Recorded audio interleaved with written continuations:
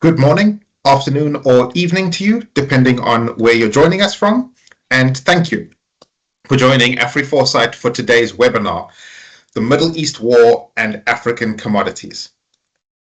In this webinar, we're going to highlight the impact of the currently elevated oil and gas prices, the continued conflict, and how they impact key African-produced commodities. My name is Vinesh Chetty, and I'm Afriforesight's Head of Research. For those of you who are newcomers to this forum, Afriforesight is the largest mining research house in Africa, and we have a multidisciplinary team of researchers ranging from economists to accountants and engineers. At Afriforesight, we provide our clients with forecasts for Africa's key mined and extracted commodities, as well as for the major cost items required for mining and processing. Although we will be brief today, we're going to try to cover as much as possible in a short time frame. All of the information which we provide today, as well as much more, including additional details, are available to our clients via our new digital research platform, which you see the URL for on screen, Afriforesight Explore. All of our subscribing clients have access to Afriforesight Explore.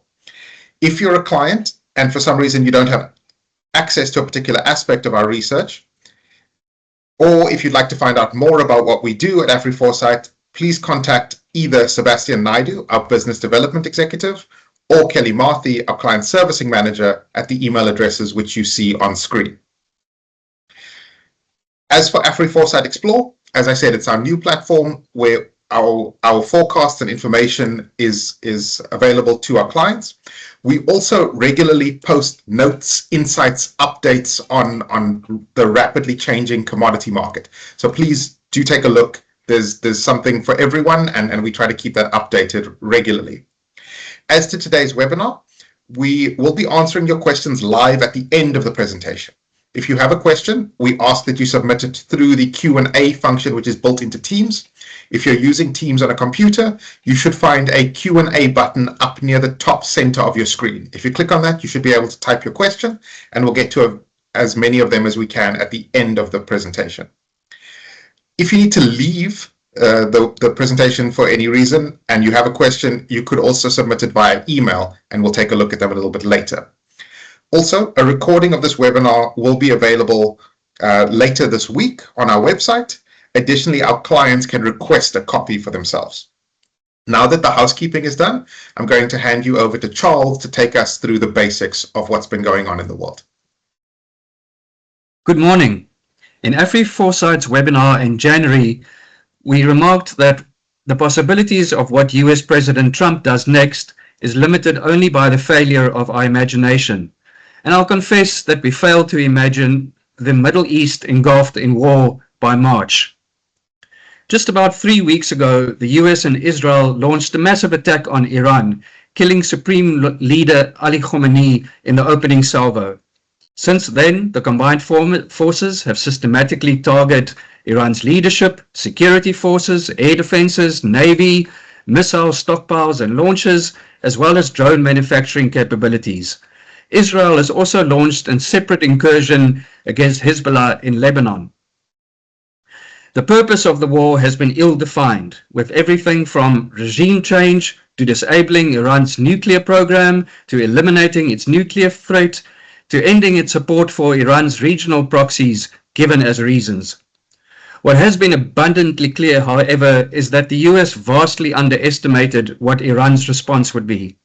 Where Iran in the 12-day war of June last year retaliated mostly against Israel, this time around they launched attacks on an ever-increasing list of targets across the region. US military bases and embassies, energy infrastructure, airports and even data centers, in an attempt to get Gulf nations to in turn put pressure on the US to end the attack. Most importantly, traffic through the Strait of Hormuz has ended for most ships after Iran attacked several ships within the Persian Gulf and in and around the strait. As we all know by now, about 20% of global oil and gas supply, as well as about a third of global fertilizer supply, typically transits the strait every day. For oil, that's about 20 million barrels, 15 million barrels of crude plus 5 million barrels of product. Of various products. Gulf nations have also been forced to cut back on oil production as storage capacity on ships stuck in the strait in the Gulf and then also on land filled up. Furthermore, Qatar has suspended loadings at the Ras Laffan LNG facility, about 20% of global capacity, following a drone attack earlier on in the war.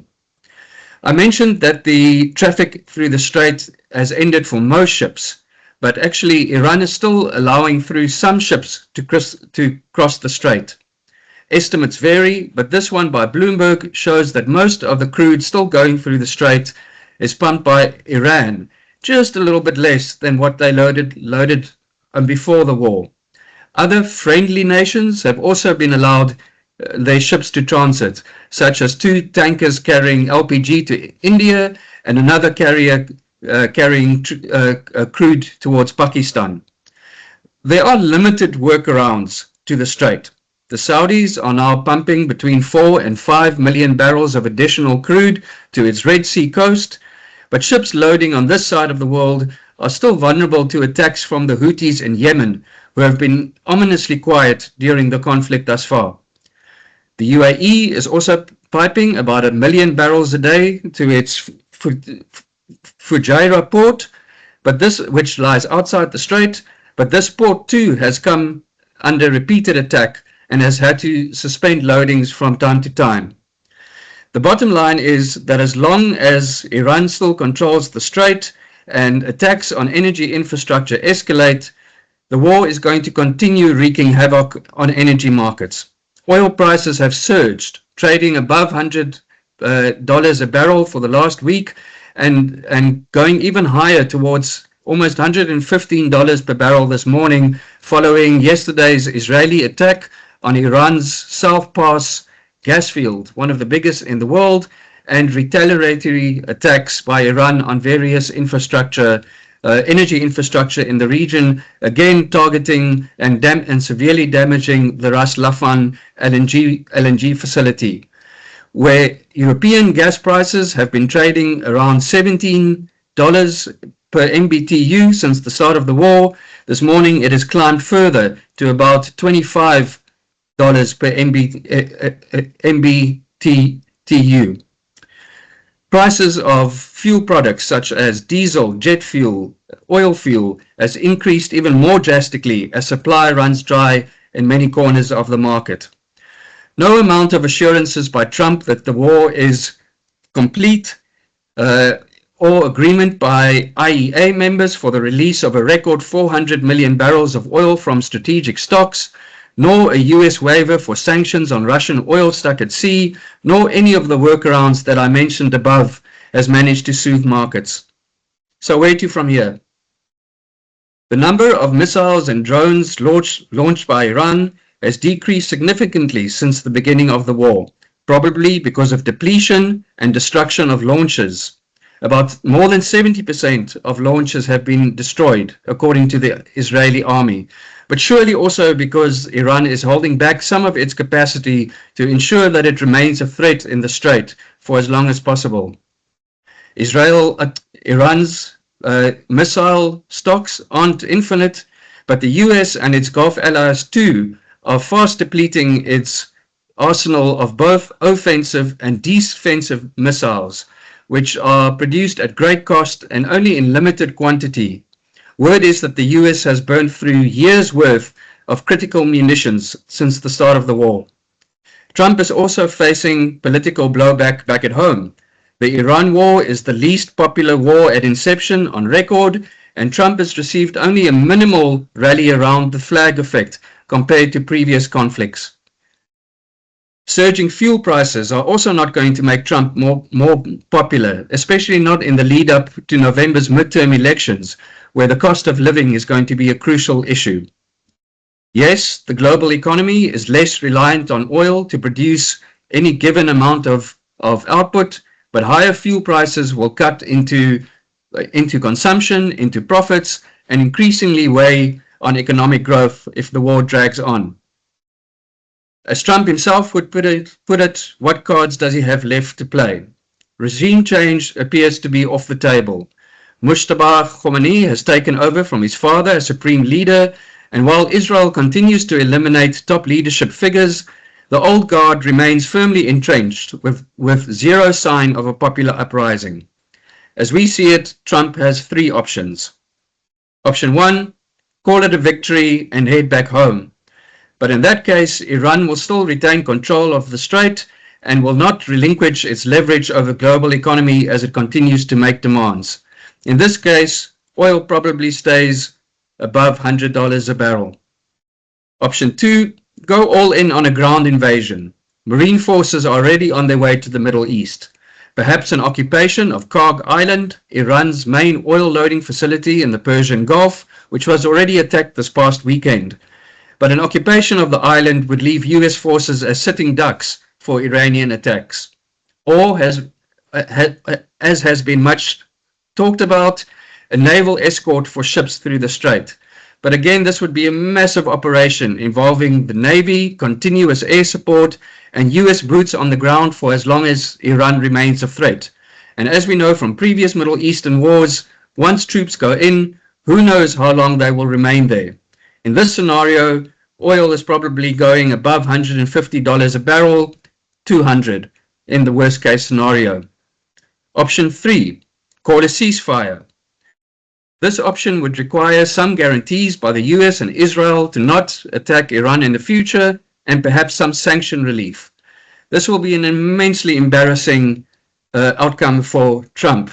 But again, the way we see it, this is the only way for him to extricate himself from this mess that he himself has made.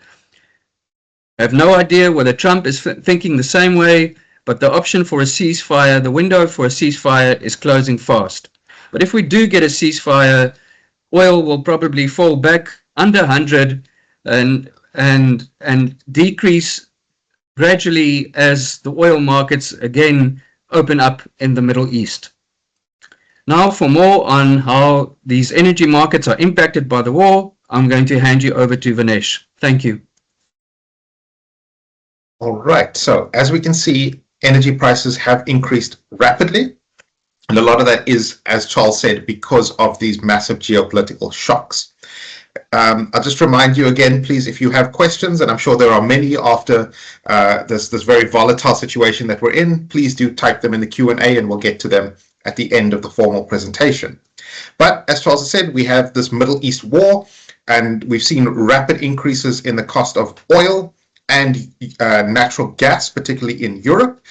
But we've also seen an impact in thermal coal. Now, again, much of the talk for the last 3 weeks has been about particularly oil and natural gas prices, but thermal coal is also a significant player in the energy market, and it's worth remembering that South Africa is not a significant producer of oil or natural gas, but we are one of the world's top 5 thermal coal exporters.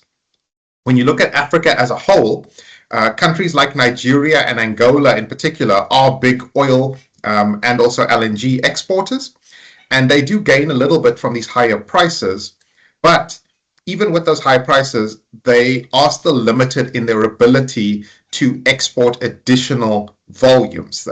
These are countries that have both had years of infrastructure problems, so while they can freely export oil and natural gas to Europe or Asia, their ability to ramp up is limited because of infrastructure constraints.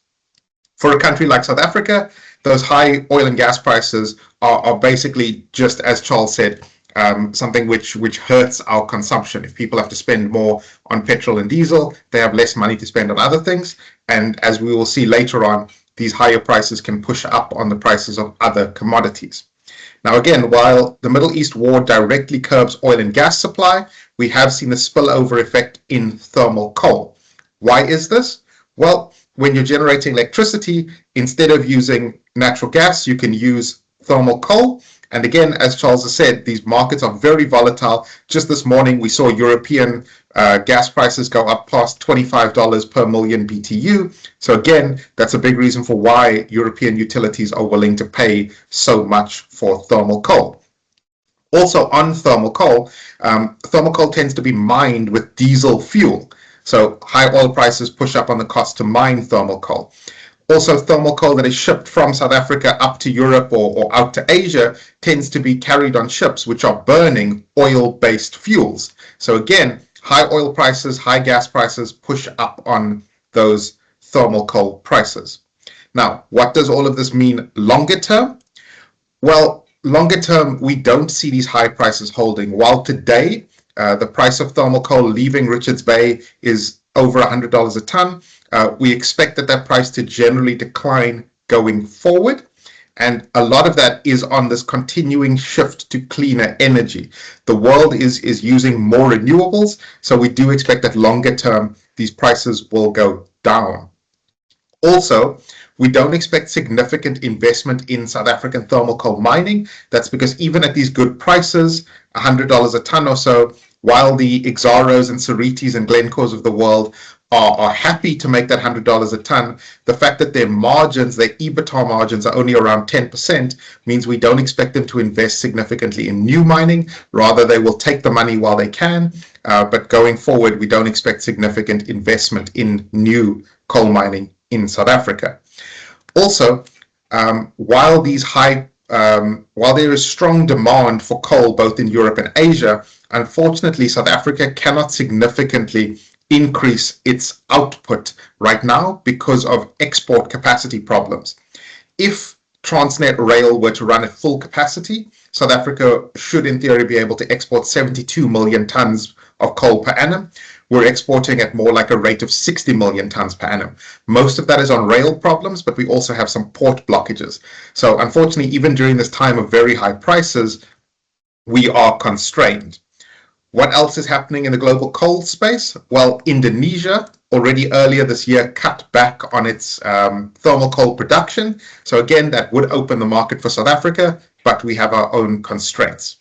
Over in Australia, they are producing high-grade thermal coal, and that coal could be well sold in places like Japan and Korea, but it tends to be relatively high-priced, which tends to keep India away from buying that coal. And again, that's part of why India prefers South African coal. Also for Australia, the shipping cost of getting coal all the way to Europe is very high, whereas South Africa has a easier time shipping coal to Europe than Australia does.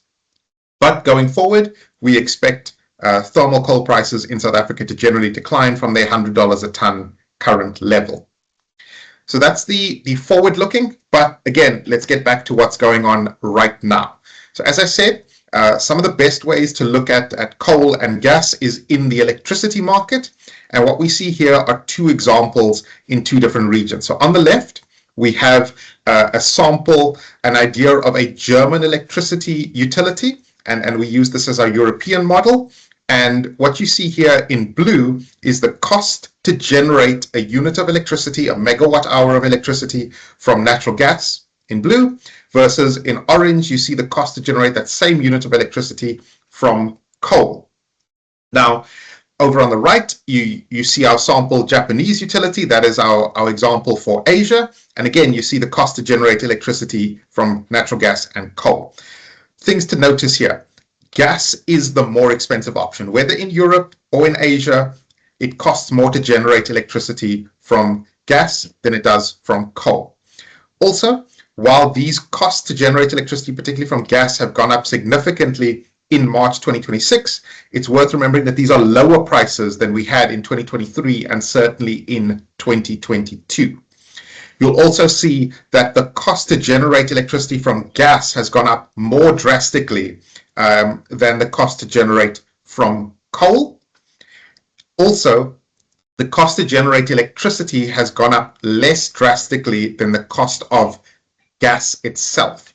You see this particularly in Europe over here. The cost to generate electricity from gas in the EU is up about 50% from the end of February, whereas in Asia it's up about 80%.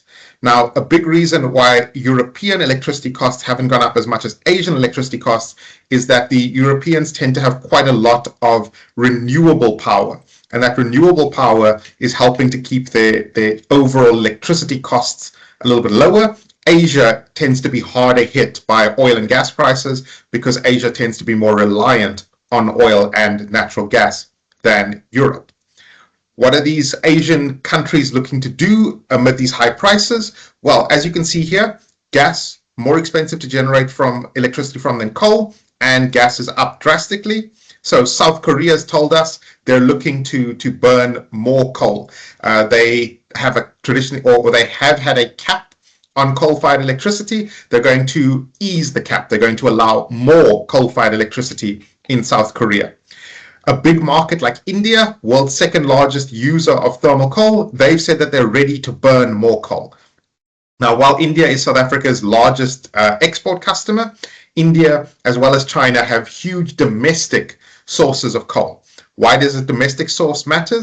Well, as we'll see, a lot of this war is showing that countries want resilience. So burning that domestic coal keeps them away from being exposed to the imported price of natural gas, which is up significantly. So we've got additional coal-fired generation expected in places like South Korea and India.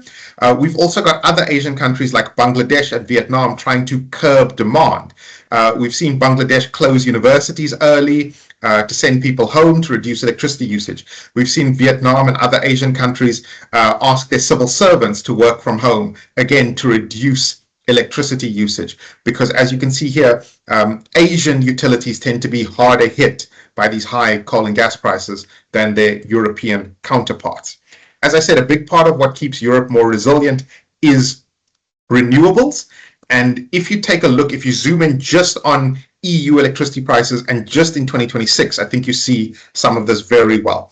While the cost to generate electricity in the EU has gone up, while the cost to generate electricity from natural gas in the EU has gone up about 50% in March, you'll see here that the actual selling price of electricity in Europe is broadly unchanged over 2026. You've got three different countries here, Germany in the blue, the Netherlands in the orange, and France in the green, and you see that these prices are quite steady. Now, even though the gas-fired electricity price has gone up, the fact that there's so much renewable power as well as nuclear power in Europe helps to keep these prices more stable. You'll see here that particularly in Germany, the renewables are keeping the prices low, whereas in France, which you see here tends to have consistently the lowest prices of electricity, there's a lot of nuclear power in France. Now, what's the EU energy market looking like? Renewables tend to help keep them with their prices down a little bit. There's also an argument that those renewables are more resilient, because while oil and coal and natural gas have to be imported into the EU, once the solar panels are up, once the wind turbines are up, those supplies can't easily be cut. An enemy can't stop the sun from shining in your country easily, can't stop the wind blowing. So more and more those renewables are often being seen as building resilience. Another big reason why the EU is leaning heavily on renewables is because of their carbon taxes.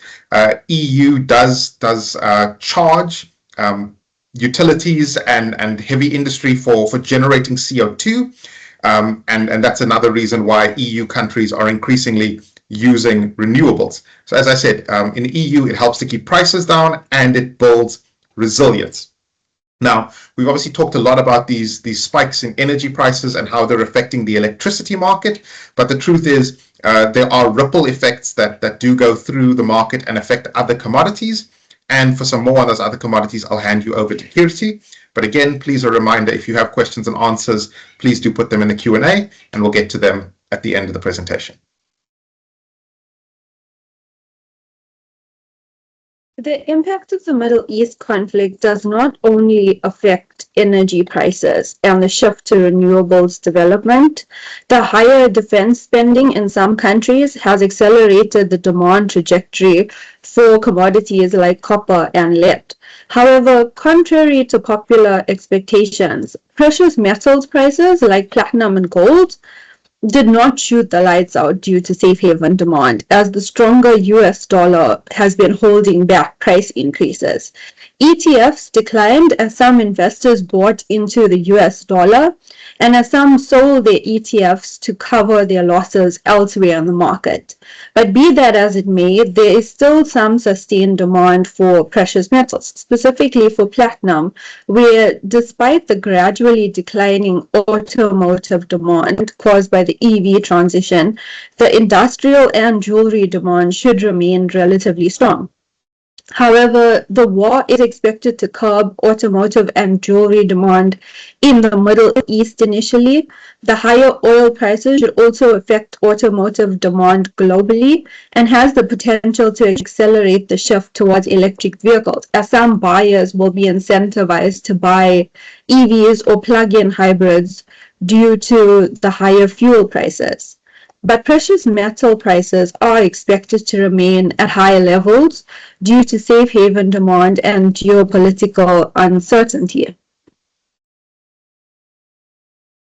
And this uncertainty is incentivizing miners to expand production. Some of these ramp-ups and expansions for platinum is in South Africa, the largest producer, which include the Bengwenyama mine owned by Southern Palladium and the Waterberg mine owned by the company called Platinum Group Metals, both aiming to start production in 2029.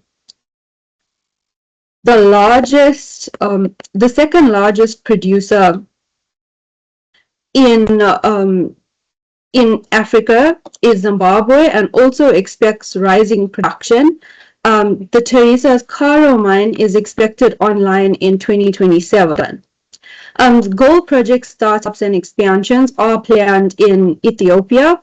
The Kefi Gold and Copper Tulukapi Gold Project is set to produce from 2027, and the Ivory Coast's Resolute Mining's Dorpo Gold Project targeting output by the end 2028. Alongside projects and expansions expected in Burkina Faso, South Africa, and Ghana. Despite the significant quantity of projects in Africa, there are not many greenfield mines being developed for platinum. Although there has been some reports of a resurgence in gold greenfield exploration in Africa, particularly in West and Southern Africa, as the price levels are expected to remain over $5,000 per ounce over the period. Gold prices are supported by safe haven and jewelry demand. Platinum prices are also boosted by some safe haven demand, but should mostly increase due to industrial and sustained automotive demand. However, later on, the EV transition should reduce some PGM automotive demand. The higher EV demand, alongside the need for charging infrastructure, should increase the use of copper wiring.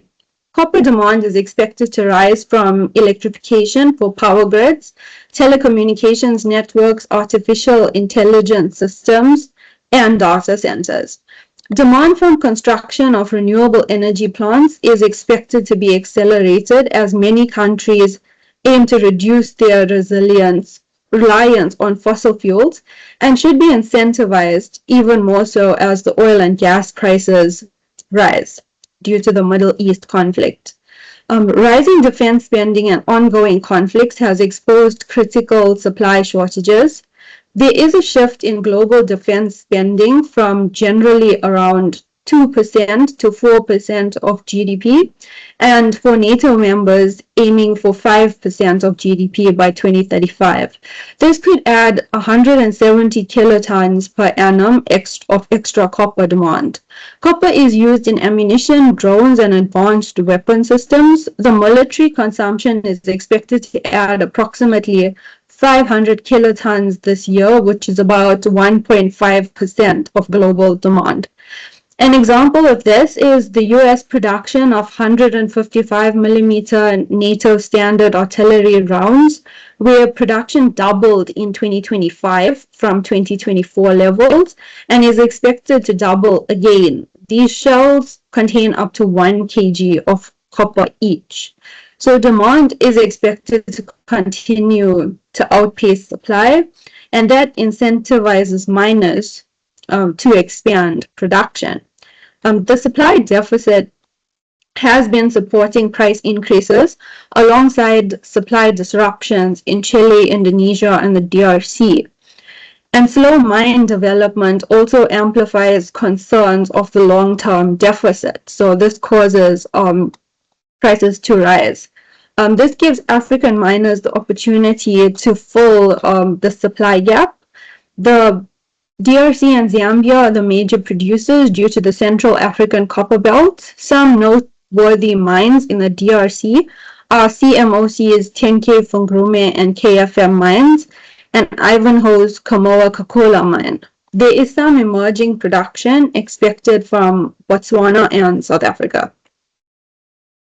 Moving on to graphite, which is one of the main materials used in lithium-ion batteries. More graphite is used per battery by weight than lithium itself. The Middle East conflict presents risks to the implementation and maintenance of energy storage projects across the region, some of which are owned by Chinese companies. The Middle East is one of the largest growing markets for energy storage infrastructure and an emerging EV market. Disruptions to shipping via the Strait of Hormuz to the Middle East from China is causing delays to the construction and delivery of some of these energy projects, placing downwards pressure on battery demand and graphite demand in the region. But green energy demand is expected to increase elsewhere globally due to the high energy prices, placing pressure on consumers. The higher need for renewables and battery backup storage should incentivize mining, mainly in Mozambique and Tanzania, which have the potential to greatly increase production to meet demand for batteries and military applications. China controls the majority of the graphite supply chain.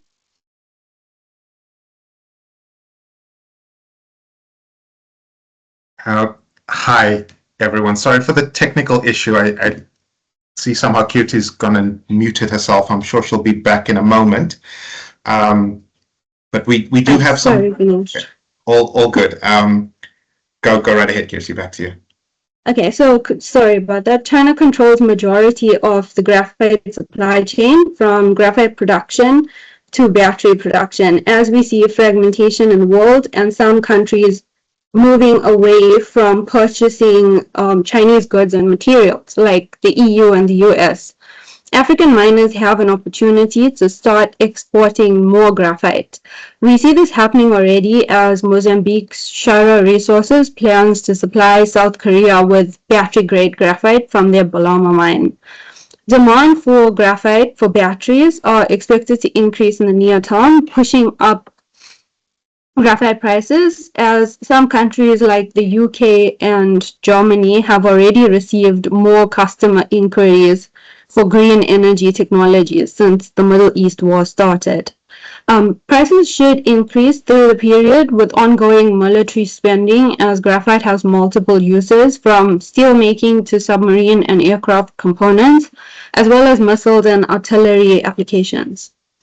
Higher defense spending is also leading lead demand. Ammunition accounts for 3% of lead use and is expected to rise. The automotive market is also supporting lead demand, as rising demand for lower emission vehicles like plug-in hybrid vehicles and car models with stop-start technology require higher capacity lead-acid batteries. However, the ongoing transition to zero emissions should continue as battery electric vehicles gain traction, supported by those higher fuel prices and oil supply concerns. Lead prices are expected to be broadly sideways in 2026 as demand rises from automotive and military use. The lead used for military purposes on the front lines are usually destroyed and considered unrecyclable after the war, unlike most of the lead used in batteries where that lead can be recycled and most of it is recovered. This should encourage miners to produce more lead to compensate for that being used in war. The lead ore is mined as a byproduct. In Africa, the leading producers are Namibia and South Africa.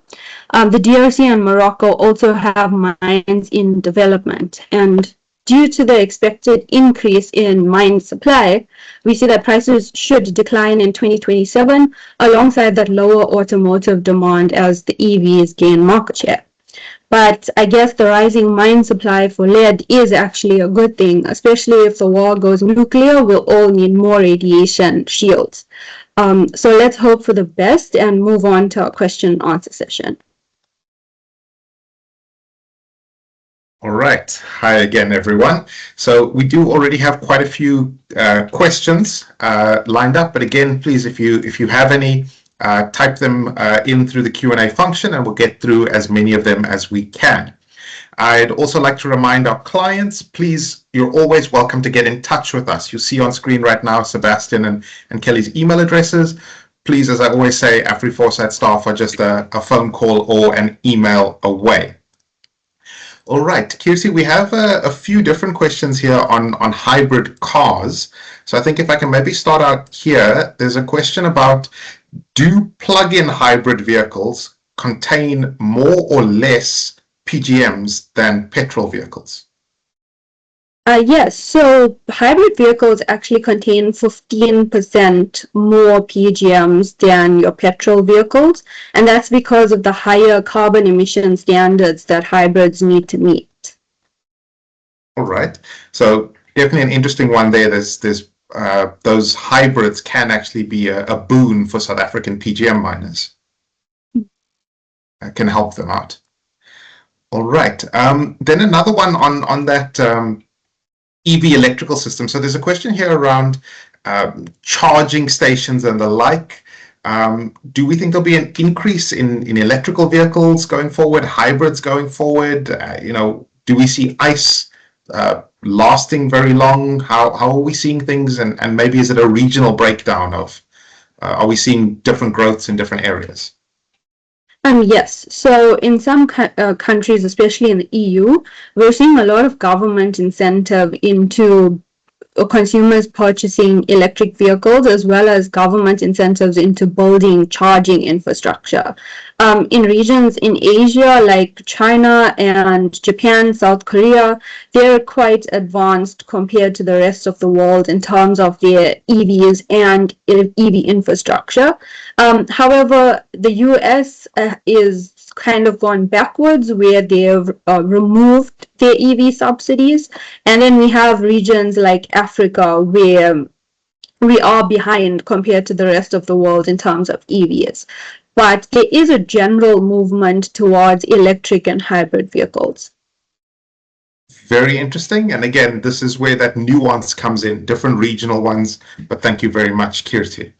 I think switching over to Charles for a bit of a different question here, Charles. So specifically around the Trump and the card playing analogy.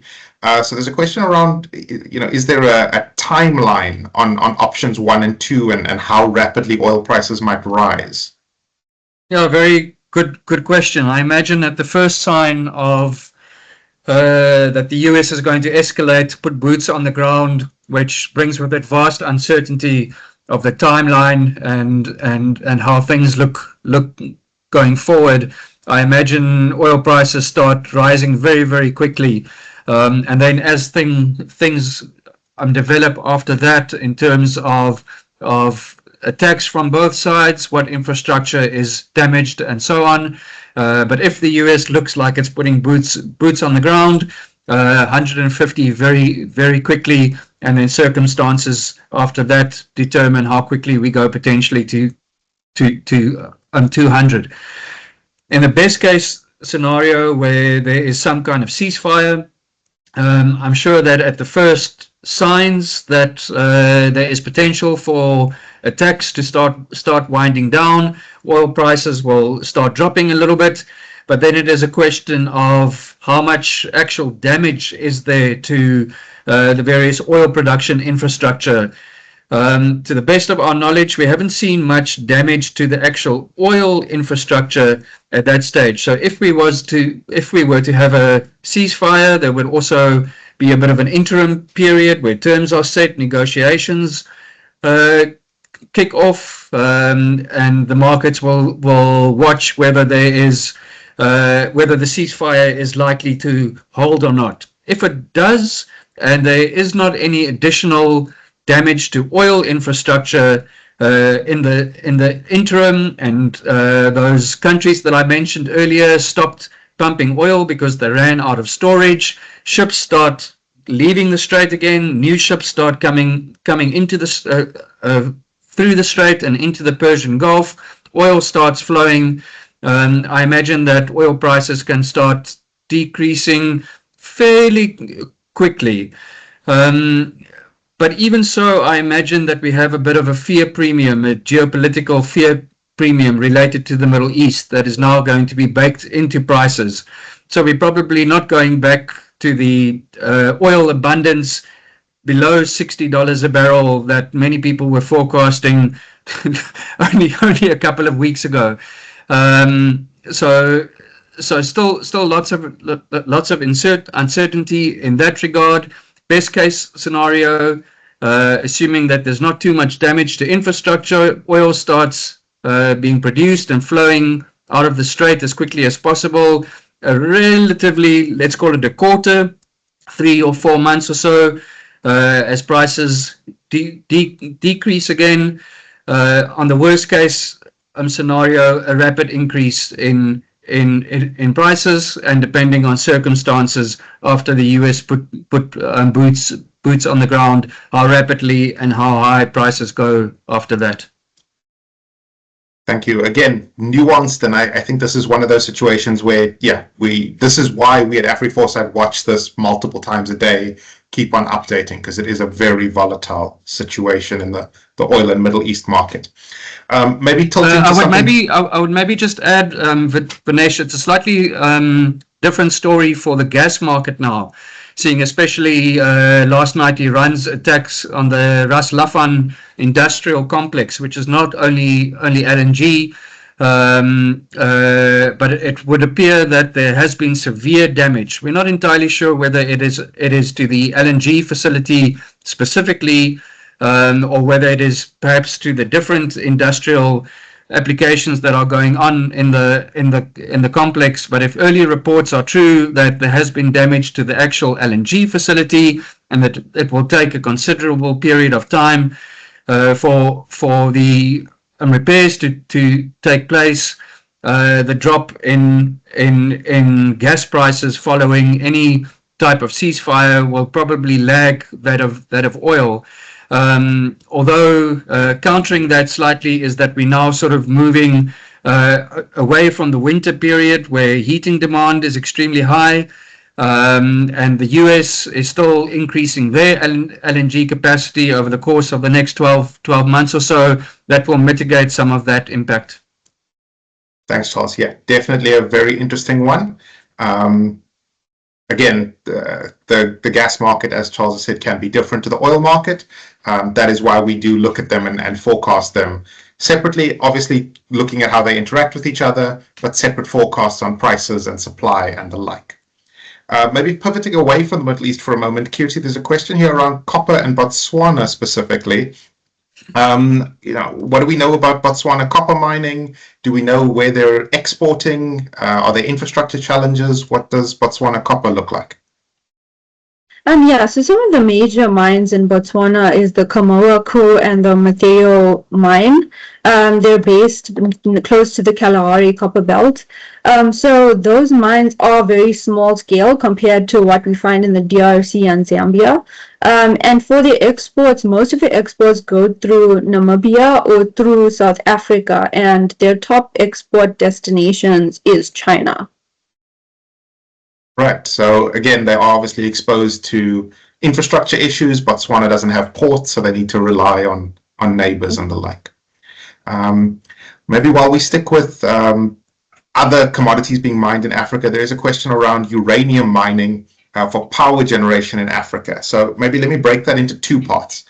more uranium mining in Africa we do see. Over in Namibia, we've got Australia's Paladin has restarted the Langer Heinrich mine. Up in Malawi, Lotus Resources has restarted Kealakera. So we certainly see more uranium mining because the world is looking for more energy sources. But in terms of nuclear power generation in Africa, I would say that's probably much further out, longer term investment and the like. But uranium mining in Africa, certainly we do see more uranium mining, high prices, much better profitability than we've seen in years. So certainly more uranium mining in Africa. All right. So we do have quite a few more questions here, but I think, Charles, maybe some of these more on the political side. Questions around a potential Trump impeachment. I'm not sure if that's something that we see as likely or how that might play out. Sorry, Charles, to jump in. You're muted at the moment. Beg your pardon. As I mentioned earlier, the war is the most unpopular war at the outset, not much of a rally around the flag effect. But the reality is that for MAGA, which is Trump's ultimate base, essentially what Trump says goes. So he still retains support under that hardcore base of his, and it's the hardcore base of his that determines who the next Republican candidates are. As I mentioned, the upcoming midterm elections at the end of this year, and the primaries where the Republicans are fighting it out amongst themselves to see who will be running for the various seats towards the end of the year. Those are taking place at the moment, and Republicans still very scared to cross Trump before the lead up to the midterm elections. Impeachment requires just a simple majority in the House. The Republicans still retain a narrow majority in the House at this stage, but it requires a 2/3 majority in the Senate, 66 out of 100 senators, and the Democrats only have 47 seats. And they're probably very unlikely at this stage that there are 20 Republican senators that are going to impeach Trump. After the midterms, when Trump is essentially a lame duck, things may be slightly different, still extremely unlikely. But if circumstances determine that Trump and this war continues, we've got more and more casualties mounting in the Middle East. Potentially, if there are American brutes on the ground, the U.S. is still stuck in an endless war, a forever war. Those that Trump promised to finish or not get involved in,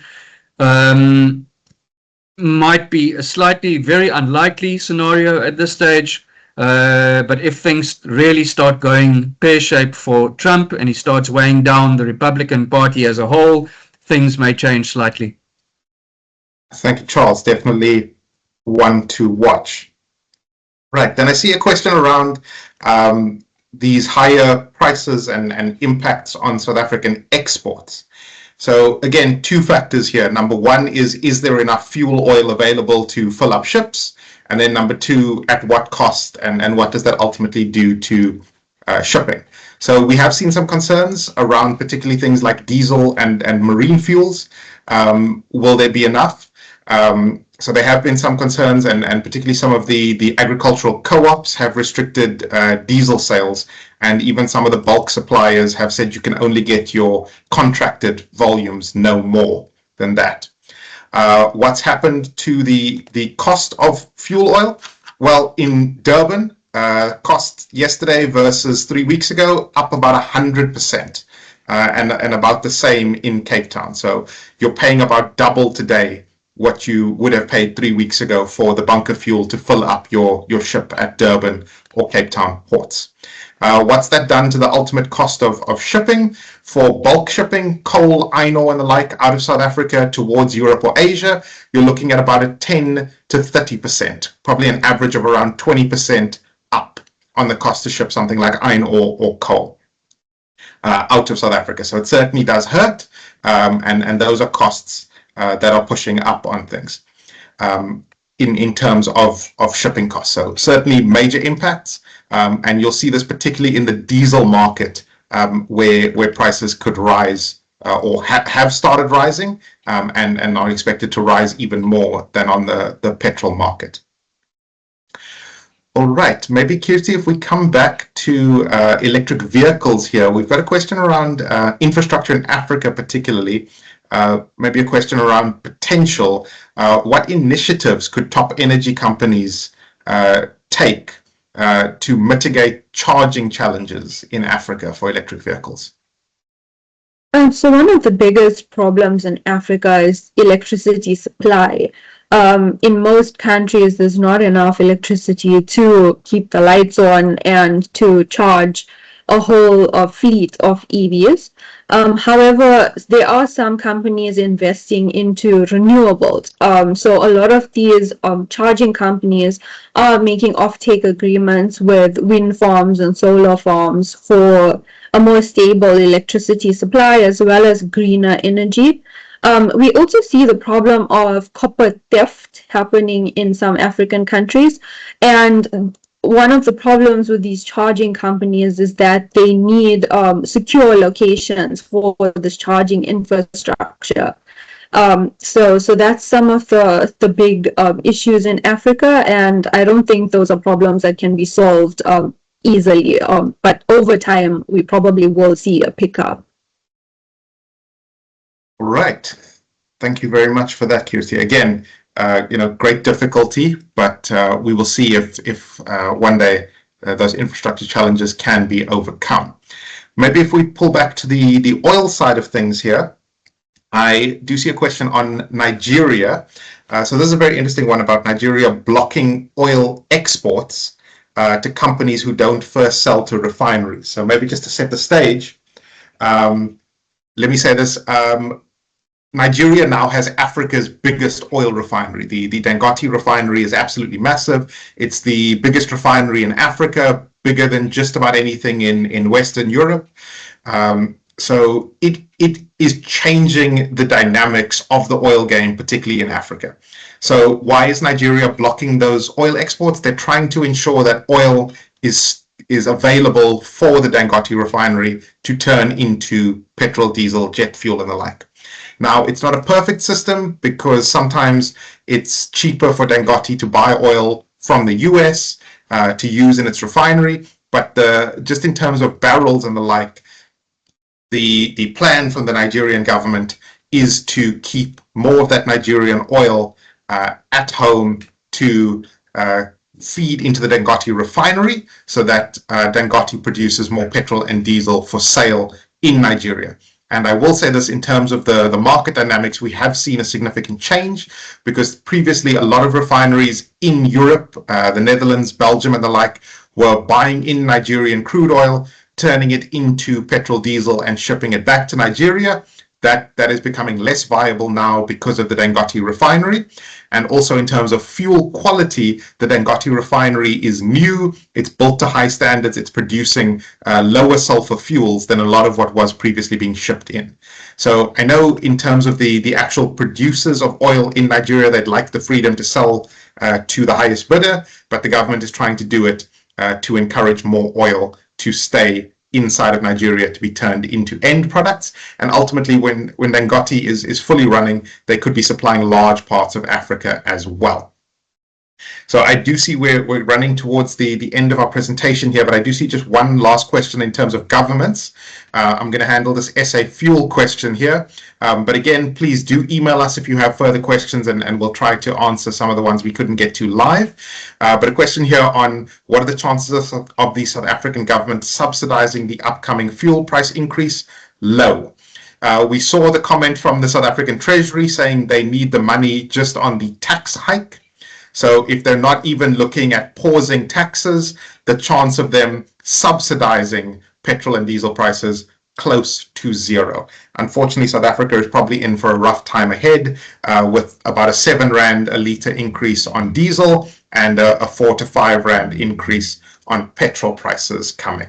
So unfortunately, no, not much looking like it's coming from the government to subsidize our petrol and diesel prices going forward. Their main focus is on availability, keeping fuel flowing through the economy, not trying to subsidize prices. So at this point, I'd like to say thank you so much for everyone for coming out. Again, please do reach out to us. As I always say to our clients, we're a phone call or an email away. We'll try to reach out on some of the questions we couldn't get to today. But thank you so much for your time. And a recording will be made available later on our website. Thank you so much for coming out today. Have a great day further. Goodbye.